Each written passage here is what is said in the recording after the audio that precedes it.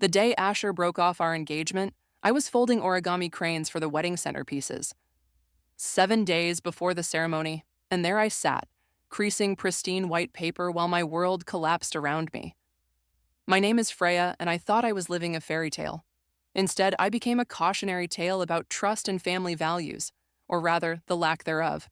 "We need to talk," Asher said, standing in our living room in his crisp military uniform.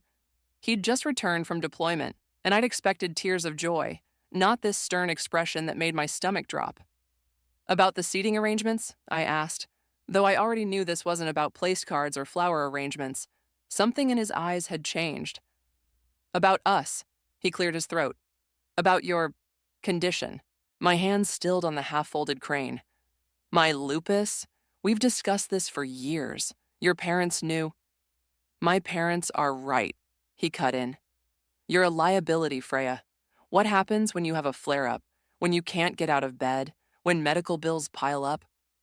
The word liability hit like a slap. "I've managed my condition for years. I have insurance, a good job. It's not enough." His voice was mechanical, rehearsed. "Mom and Dad helped me see clearly while I was away. This isn't fair to either of us." I laughed, hollow and sharp. "Fair? What's fair about ending things a week before our wedding?" "Better now than after," he said, pulling out a stack of papers from his briefcase. "I've spoken to my lawyer. Given the circumstances, I think it's best if you sign over your portion of the house to help stabilize my transition back." The origami crane crumpled in my fist. "You want me to give you my half of our home?" "It's the least you could do," he said softly, as if he was being reasonable. "Consider it compensation for the canceled wedding costs." I stared at him, this stranger wearing my fiancé's face. Compensation? For what? For being sick? For loving you? For believing in us? Don't make this harder than it needs to be. He placed the papers on the coffee table. "My parents are expecting me for dinner. Take your time reading these over." He left me there, surrounded by white paper cranes and shattered dreams. I sat motionless until sunset, watching shadows crawl across the documents that would erase 3 years of my life. Later that night, while packing my things, I found our old shared tablet wedged between books. It was supposed to be our wedding planning device. Guest lists, venue photos, inspiration boards. My finger hovered over the power button, hesitating. "Might as well delete everything," I muttered, powering it up. That's when I saw them. Hundreds of messages between Asher and his best friend Zachary. Messages that made my blood run cold. Photos that weren't meant for my eyes. Conversations that explained everything, and nothing at all. My hands shook as I scrolled, bile rising in my throat. This wasn't just about my lupus. This wasn't about medical bills or liability or his parents' concerns. This was about lies. So many lies. I grabbed my phone and called my best friend Stella. "Hey," I said, my voice surprisingly steady. "Remember when you said Asher was too perfect to be real? Turns out you were right, and I'm going to need your help." "What did you find?" she asked. I looked at the tablet, at the damning evidence glowing on its screen. "Everything," I whispered. "I found everything." The origami crane lay crushed on the floor, its white wings stained with tears I hadn't realized I'd shed. But they would be the last tears Asher would ever get from me. Because sometimes, karma needs a little push. Stella's apartment became our war room at 2 a.m. Empty coffee cups littered her desk while we hunched over the tablet, diving deeper into the twisted reality of my ex-fiancé's secret life. "Holy shit," Stella whispered, scrolling through messages. "These aren't just friendly texts. These are..." Yeah, I rubbed my temples. My fiancé and his best friend. For over a year. During deployment. "Wait," Stella's finger froze on the screen. "Look at this exchange about his medal ceremony." The conversation made my skin crawl. "Asher, need your help with something? Those photos from the ambush?" Zachary, "The ones where you were in the medical tent?" Asher, "I need to be in the field shots. Can you work your magic?" Zachary, "Dangerous territory, man. That's fraud." Asher, "Worth it for a silver star. Do it for me, baby." "He faked combat photos," I said, feeling numb. "He got a medal for valor based on lies." Stella, who worked in digital forensics, was already pulling up other files. "These location tags don't match his deployment records. He wasn't even in the combat zone that day." My phone buzzed. Catherine, my sister. Freya, it's late. Tell me you're not doing something stupid. Define stupid, I said, watching Stella extract more evidence. Revenge is stupid. Let it go. He's not worth it. This isn't about him anymore. I stared at a particularly damning photo of Asher and Zachary. It's about justice. Just promise me, Catherine started, but I hung up. Stella looked up from her laptop. I've found something worse. Bank transfers, large ones from Zachary to Asher right before the medal ceremony. Blackmail? Or hush money? Either way, it's all documented. My phone buzzed again. This time, it was a group message from Patricia, Asher's mother. You're cordially invited to celebrate our son's heroic return. Theme, from heartbreak to hero. Your presence would show true grace in difficult times. Stella snorted. Is she serious? She wants you at his welcome home party? They think I'm broken, I said, a cold smile forming. They think I'm weak. What are you going to do? I picked up my phone and typed, I would be honored to attend. Thank you for including me. Stella raised an eyebrow. You're actually going? Oh, yes. I started forwarding screenshots to my secure email. But first, we need to talk to someone who knows military law. I know a guy, Stella said, already dialing. Former JAG officer, owes me a favor. Dawn was breaking when we finally had a plan. The evidence was backed up in 3 different places. The lawyer had confirmed the severity of Asher's fraud. Now we just needed one more piece. Call him, Stella urged, pointing at Zachary's number. My hands shook as I dialed. Voicemail. Hi, Zachary, it's Freya. We should talk about the medal ceremony and those interesting photos from last deployment. Call me. Think he'll bite? Stella asked. He's a coward. He'll crack. Right on cue, my phone lit up with a text from Zachary. Don't know what you think you know, but you're playing a dangerous game. I showed Stella my reply. Game? No game. Just truth. Your choice if it comes from you or me. 3 dots appeared, disappeared, appeared again. Finally, what do you want? Nothing yet, I typed. Just keeping my options open. Sleep well. Stella whistled low. Ice cold girl. I looked at the invitation again, at the smug words, from heartbreak to hero. They had no idea what was coming. They called me damaged goods, I said, shutting down the tablet. Let's show them what damage really looks like. My phone buzzed one last time. Zachary's voice message. We can talk about your silence. Name your price. I smiled. The trap was set, and Zachary just walked right into it. I met Zachary at a quiet coffee shop downtown, far from his and Asher's usual haunts. He was already there when I arrived, fidgeting with his cup, eyes darting around like a cornered animal. You look nervous, I said, sliding into the seat across from him. This is blackmail, he hissed, leaning forward. It's illegal. Blackmail? I raised an eyebrow. I haven't asked you for anything. You're the one who offered to talk about my silence. His face flushed. Those messages were private. Like the combat photos you doctored? I took a sip of my coffee. Or the bank transfers. Zachary's hand trembled as he reached for his drink. You don't understand. Asher needed... Save it, I cut him off. I understand perfectly. You helped him fake his way to a silver star because you're in love with him. Keep your voice down. His eyes darted around again. What do you want? Want? I just want to attend his party. Show everyone how graciously I'm handling the breakup. The color drained from his face. You wouldn't. My phone buzzed. A text from Patricia. Darling, what color are you wearing to the party? We want to avoid any unfortunate clashes in the photos. I showed Zachary my reply. Black seems appropriate. For mourning, of course. You'll ruin him, Zachary whispered. His career, his reputation. Like you both ruined my life? I stood up. Funny how consequences work. Back at Stella's apartment, we watched Zachary's panic unfold through his social media. 3 canceled appointments, 2 angry calls to Asher, 1 cryptic post about past mistakes. He's cracking, Stella said, monitoring his activity. Look at this. He just booked a flight to Miami. Running away? Trying to, she grinned. But first, he made a very interesting bank transfer. My phone lit up with a notification. $50,000 pending deposit. That's your house buyout money, Stella whistled. plus some. And proof of guilt, I added, forwarding the transaction details to our evidence folder.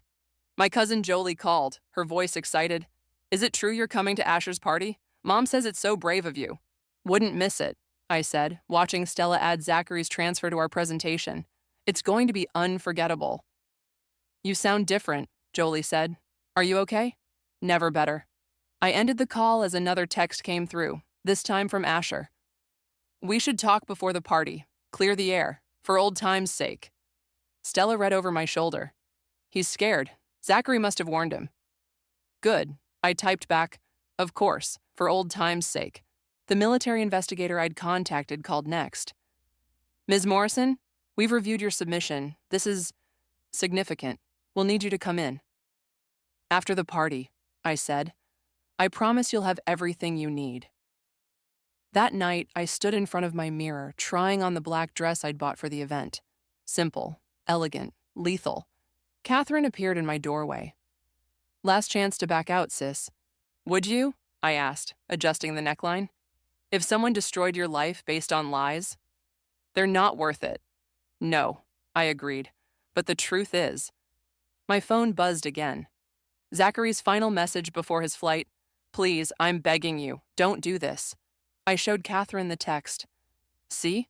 Even the mighty are falling. And what about you? She asked. What happens to you after? I looked at my reflection, at the woman who had emerged from the ashes of a broken engagement. I rise. The party was 3 days away. The presentation was ready. The evidence was backed up. And somewhere in Miami, a terrified man was running from the truth. But the truth has a funny way of catching up, and I was going to help it along. The knock on my door came at exactly 7 p.m. Asher stood there in his dress uniform, holding a small velvet box. My stomach turned. You look well, he said, stepping inside without waiting for an invitation. Lupus is funny that way. Some days I'm almost normal. I let the word normal hang between us. He flinched. About that, I've been thinking. He opened the box, revealing a delicate silver bracelet. I was harsh. Maybe we could start over, as friends. Stella's hidden camera whirred silently in the bookshelf behind him. Everything was being recorded. Friends? I kept my voice neutral. What brought this on? I miss you, he said, reaching for my hand. The way you understand me. The way you keep secrets. There it was. I pulled my hand away. Like the secret of how you got your silver star. His face hardened. Zachary talked to you. Zachary's in Miami, I said, watching his expression. Running from something. Or someone. What do you want? The charm vanished from his voice. Money? Is that why you're coming to the party? I laughed. You really don't get it, do you? This isn't about money. Then what? He stepped closer, trying to intimidate. Why are you really coming? To celebrate the hero, I said sweetly. Isn't that what your mother called you? America's sweetheart? His phone buzzed. He checked it, cursed under his breath. Zachary's not answering. Probably busy transferring funds, I said. He sent me quite a generous offer for my silence. Asher's face went pale. You have no proof, don't I? I walked to my laptop, opened a folder. The doctored photos, the bank transfers, the text about how you were safely in a medical tent while your unit was under fire. I did what I had to do, he snapped. You think anyone cares about the truth? The military needs heroes. And I needed a fiancé who wasn't living a lie. I closed the laptop. Funny how neither of us got what we wanted. He grabbed my arm. You're just bitter because I ended things. Because you're sick, damaged. The camera caught everything. His grip, his snarl, his true face. Let go, I said calmly, or I'll add assault to the evidence file. He released me, stepping back. Evidence file? The military investigator is very interested in your metal story. I rubbed my arm. He'll be at the party. You're bluffing. Am I? I showed him my phone, the call log with the investigator's office. Want to risk it? He paced the room, running hands through his perfect hair. What do you want? Name it. The house? Money? I want you to leave, I said, opening the door. And remember this feeling, knowing your whole world could collapse at any moment. That's how I felt when you abandoned me. This isn't over, he threatened, storming out. I waited until his car started before calling Stella. Did you get all that? Every word, she confirmed, including his admission about the medical tent. The investigator's going to love this. My phone lit up with a text from Catherine. Asher just ran a red light leaving your place. What happened? Justice, I replied. One conversation at a time. Another text came through, from Zachary in Miami. He's calling me nonstop. What did you do? I didn't reply. Let them sweat. Let them panic. Let them feel what I felt. Stella sent me the video clip from the hidden camera. This is better than we hoped. His true colors, in pristine HD. I watched Asher's transformation from charming ex to threatening bully. The mask had finally slipped. 2 days until the party, I said. Think they'll try anything else? Doesn't matter, Stella replied. We have everything we need. I touched my arm where he'd grabbed me. The bruise would fade, but the evidence was forever. Sometimes karma needs witnesses, and I had everything on tape. The legal notice arrived by email at midnight. Due to moral breach of contract and malicious intent, the Hall family demands immediate surrender of property rights. They're suing me for the house? I laughed, showing Stella the email. That's their play? Bold move for people with so many secrets, Stella said, already typing. Let me forward this to our lawyer. My phone rang. Patricia's number.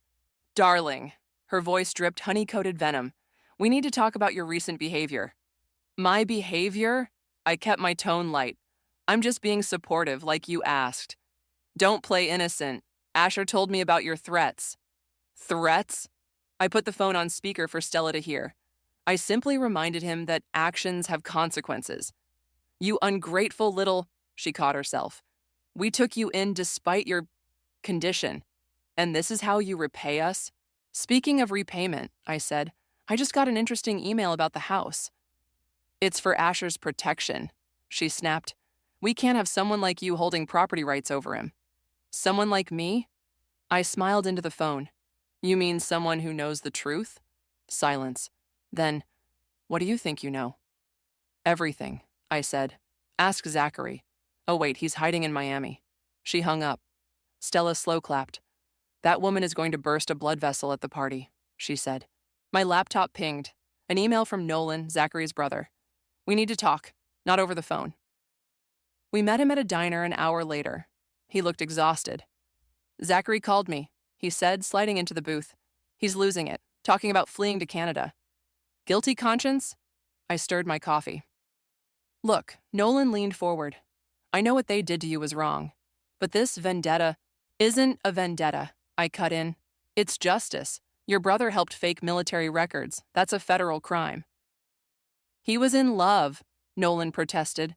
Asher manipulated him. And they both manipulated everyone else. I pulled out my phone, showed him the evidence. Your brother's not the victim here. Nolan's face fell as he scrolled. Jesus, the medal ceremony, the money. I knew something was off. Help me make it right, I said. Tell the investigator what you know. He rubbed his face. Zachary's my brother. And he's going to jail either way. The question is, do you want to be on record as helping uncover the truth or hiding it? After Nolan left, Stella checked her phone. Asher's posted on social media. Some people can't handle rejection with dignity. Dignity? I laughed. Let's show him dignity. We spent the next hours finalizing the presentation for the party. Photos, texts, bank records, video confessions, all perfectly timed to maximum effect. My phone buzzed again. Catherine, Mom's worried, she said. Says you sound different. I am different. I watched Stella sync the files to a secure cloud. They wanted to break me. They succeeded, but they forgot about the pieces. What do you mean? Broken things have edges, I said. Sharp ones. A text from Patricia. Final warning. Back off, or we'll make your medical history public. Every detail, every weakness. I showed Stella, who burst out laughing. They really don't get it, do they? You're not ashamed of your lupus anymore. No, I agreed, typing my response. Do it. Show everyone who you really are. Another email from the lawyer. Military investigation officially opened. Stand by. The dominoes were falling. Zachary in Miami, Asher posting desperate social media messages, Patricia making threats. Their perfect world was cracking. And the party was tomorrow. You ready? Stella asked, closing the laptop. I touched the bruise on my arm from Asher's grip. They wanted a villain, but they're getting something worse. What's that? The truth, I said, picking up my phone to check the party details. With receipts. The night before the party, my living room looked like a command center. Stella hunched over her laptop, finalizing the video compilation while Catherine paced behind her. Play it again, I said, watching the screen. The presentation opened with Asher's medal ceremony speech. Valor isn't about being fearless. It's about being honest. Cut to his texts with Zachary about doctoring photos. Cut to bank transfers. Cut to his grip on my arm, his snarl about my illness. Each segment perfectly timed, each revelation more damning than the last. This will destroy him, Catherine said, stopping her pacing. His career, his family's reputation, everything. They destroyed me first, I replied, watching the final sequence render. My phone lit up. Zachary calling from Miami. Don't do this, he begged. I'll confess everything. Just don't show that video. Too late, I said. The military investigation is already open. Your confession would just be a bonus. I loved him, Zachary's voice cracked. Everything I did was for him. And everything I'm doing is for justice. After hanging up, Stella showed me her phone. The DJ confirmed. USB drive is ready to go. He'll play it right after Patricia's speech about military family values. Catherine grabbed my hands. Freya, please. Think about what this will do to you. The backlash, the drama. I already know. I pulled up the latest email from the investigator. I'm prepared to testify, to go public, to face whatever comes. But why? Catherine's eyes filled with tears. Why put yourself through this? Because they thought I was weak, I said, watching the final render complete. They thought being sick made me powerless. They need to learn that compassion isn't weakness, and cruelty has consequences. My phone buzzed again. Patricia. Last chance, she said without greeting. Back out now, or we'll make sure everyone knows about every hospital visit, every treatment, every detail of your condition.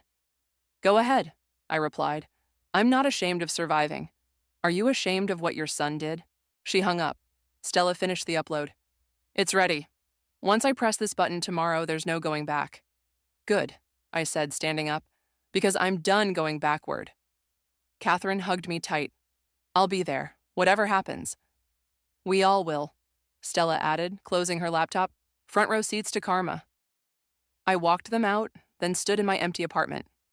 The silence felt different now. Not hollow, like after Asher left, but charged, expectant. My phone lit up one last time. Asher. Please, his message read. Don't do this to my family, to my career. I'll give you anything. I thought about responding, about telling him that he'd already taken everything I had to lose. Instead, I typed, see you tomorrow, hero. Then I blocked his number. The black dress hung ready on my closet door. My presentation notes were prepared. The military investigator confirmed his attendance. Everything was in place. I touched the bruise on my arm again, now fading to yellow. Tomorrow they'd all see who really had valor, who really had honor. Stella texted, final check. You sure about this? I looked at my reflection in the window. The woman staring back wasn't broken anymore. She was rebuilt, stronger in the broken places. Absolutely, I replied. Catherine's last message followed. I still think this is dangerous, but I'm proud of you for standing up. I smiled, thinking of Patricia's face when the video would play, thinking of Asher's perfect image shattering, thinking of justice, served cold and public. Sometimes, I texted back, the most dangerous thing you can do is tell the truth. Then I went to bed, dreaming of tomorrow's revelations, of karma finally catching up, of truth finally breaking free. They wanted to bury me. They never checked to see if I was a seed. Tomorrow they'd find out. The country club ballroom buzzed with anticipation. Uniformed officers mingled with socialites, all gathered to celebrate their hometown hero. I spotted the military investigator by the bar, dressed in civilian clothes but unmistakable in his alertness. You came, Patricia's voice dripped false warmth as she air-kissed my cheek. How brave. Wouldn't miss it, I smiled, noting her perfectly manicured hands trembling slightly. Asher stood at the front, surrounded by admirers. His eyes kept darting to me, then away. Each time, his smile slipped a fraction. 5 minutes, Stella whispered, brushing past me toward the DJ booth. Patricia clinked her glass, calling for attention. Welcome, everyone. We're here to celebrate not just a hero, but family values. I watched her speak about honor, about sacrifice, about integrity, each word a knife twisting in my gut, each platitude a lie. And now, she concluded, a special video tribute to our brave son. The lights dimmed. Stella gave me a subtle thumbs up from the booth. The screen lit up with Asher's medal ceremony, his proud smile, his rehearsed speech about valor. Then the image flickered. What's happening? Patricia hissed at the DJ. The video cut to text messages. Asher, need those photos doctored. Make it look like I was there. Zachary, this is fraud, man. Asher, worth it for a silver star.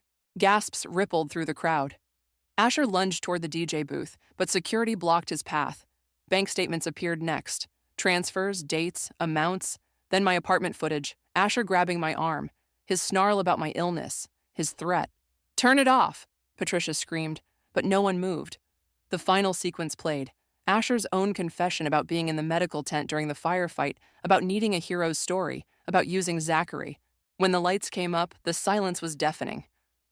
I stood, my black dress a stark contrast to the celebratory colors around me. I'd like to make a toast, my voice carried clearly, to America's sweetheart, to truth, to consequences. Asher's face had gone ghost white. You bitch, he whispered. No, I corrected him. Not a bitch. Just someone you thought you could break. You called me damaged goods. I raised my glass. I'd rather be damaged and honest than perfect and rotten. The military investigator stepped forward, no longer trying to blend in. Lieutenant Hall, we need to speak. Patricia swayed, then crumpled into a nearby chair. This is a lie. All lies. Actually, Nolan's voice cut through the chaos as he stood. Every word is true, and I'm ready to testify. Cameras flashed, phones recorded, the perfect facade cracked and shattered. My career, Asher choked out. My life. Should have thought about that before you faked valor, the investigator said, leading him away. Catherine appeared at my side. You okay? Better than okay. I watched Patricia being helped out by concerned friends. I'm free. Stella joined us grinning. The video's already hitting social media. It's going viral. Reporters started pushing through the crowd. Questions flew. Miss Morrison, did you know about the fraud during your engagement? Was the breakup related to the investigation? How long have you had evidence? I held up my hand. No comments tonight, but watch the news tomorrow. The military investigation will tell you everything you need to know. As we left, I heard Patricia's wail. You've ruined everything. I turned back one last time. No, you did that yourselves. I just turned on the lights. Outside, the night air felt clean, fresh, like after a storm. What now? Catherine asked as we walked to the car. I thought about the house I'd fought for, about the life I'd planned, about the lies I'd believed. Now, I smiled, now I go home and sleep like someone who told the truth. Behind us, sirens wailed. Karma had finally arrived, with backup. The morning headlines screamed across my phone. War heroes fraud exposed, and military launches full investigation into Silver Star recipient. Your inbox is exploding, Stella said, scrolling through emails. 3 major networks want interviews. Let them wait, I replied, driving toward my old house, our house, one last time. The military investigation had moved quickly. Asher was suspended pending review. Zachary had finally broken down and confessed everything from Miami. The Hall family's carefully constructed image lay in ruins. My phone buzzed. Patricia. Haven't you done enough? Her voice cracked. Actually, I'm about to do one more thing, I said, pulling into the familiar driveway. I'm dropping off the house keys. We'll fight you for it, she threatened. Every penny. Check your email, I smiled. I just signed over my half. Consider it my wedding gift. Silence. Then, why would you? Because I don't want anything built on lies. I walked up to the front door. Good luck living in it. I dropped the keys in the mailbox with a note. The house is yours. The truth is mine. Back in the car, Catherine called. The military lawyers want to schedule your testimony, she said. You ready for this to get bigger? Truth usually is, I replied, driving away from the house for the last time. At Stella's apartment, we watched the story spread. Reporters dug deeper, finding other inconsistencies in Asher's military record. More people came forward. The house of cards collapsed completely. Look at this, Stella pointed to her screen. My blog about your story has gone viral. People are sharing their own revenge through truth stories. Because sometimes karma needs witnesses, I said, reading the comments. Thousands of people sharing, supporting, understanding. My phone lit up again. Asher's number. Brave of you to call, I answered. They're taking my medal. His voice was hollow. My commission, everything. No, I corrected. You're losing what you stole. There's a difference. I never meant, he started. To get caught, I finished. That's the only thing you didn't mean to do. After hanging up, I opened my laptop to find an email from the military investigator. Your testimony helped uncover 3 other cases of valor fraud. Thank you for your courage in coming forward. Stella peered over my shoulder. See? This was bigger than just revenge. It was never about revenge, I said, closing the laptop. It was about truth. Catherine arrived with coffee and news. Patricia's Military Mothers Charity Board asked her to step down. Apparently they don't want their integrity questioned. Integrity? I laughed. Funny how that works. My phone buzzed with a text from Jolie. OMG, the video hit 2 million views. You're like an actual hero. Not a hero, I typed back. Just someone who stopped being afraid. The afternoon sun streamed through Stella's windows as we sat together, watching the aftermath unfold. No more secrets, no more shame, no more hiding. You know what's ironic? Catherine said, scrolling through news updates. They thought your lupus made you weak, but you were stronger than all of them. Strength isn't about not being damaged, I replied. It's about what you do with the broken pieces. Stella raised her coffee cup. To broken pieces. To truth, Catherine added. To consequences, I finished. My phone lit up one last time. A message from Zachary. I'm sorry for everything. You deserved better. I didn't respond. Some apologies come too late. Instead, I looked at my reflection in the window. The woman staring back wasn't broken or damaged or weak. She was just real, honest, free. They had tried to write my story.